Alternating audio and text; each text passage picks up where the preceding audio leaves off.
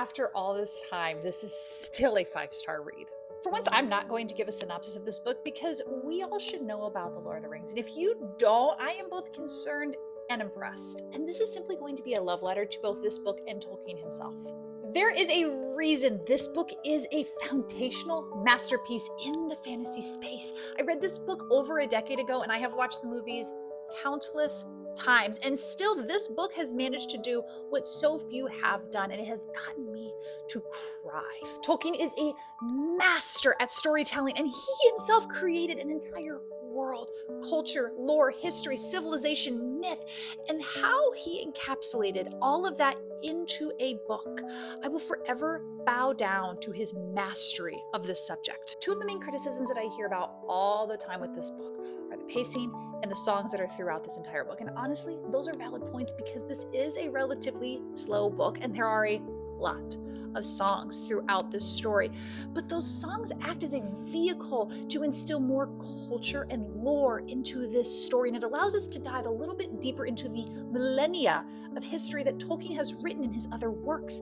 And much like an architect lays a foundation down, Tolkien is doing that. He is taking his time in crafting a world of Middle Earth and the impending doom that the One Ring brings. Tolkien is not just getting us from point A to point B with a story. No, he is building a world around the reader and taking the reader on a journey with Frodo. And people that enjoy world building and crave that in their stories will be rewarded 10 times over if they can make it through the pacing.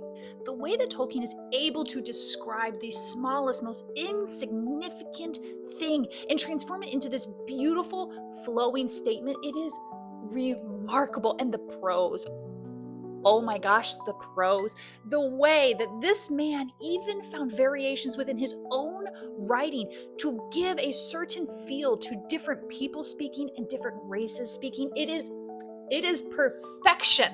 Tolkien is known as the father of modern fantasy for a good reason. I will vehemently defend this series because not only did it pave the way in the fantasy genre, but it also inspired so many of the modern works we have today. It has also molded me into the reader that I am, and it showed me what is important to me as a reader.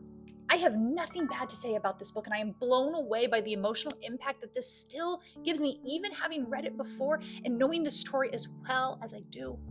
If you have not read The Lord of the Rings, I am begging you to do so. You are missing out on greatness in literary form. This is a staple in the fantasy genre, and I highly recommend you go check out The Lord of the Rings, starting with The Fellowship of the Ring.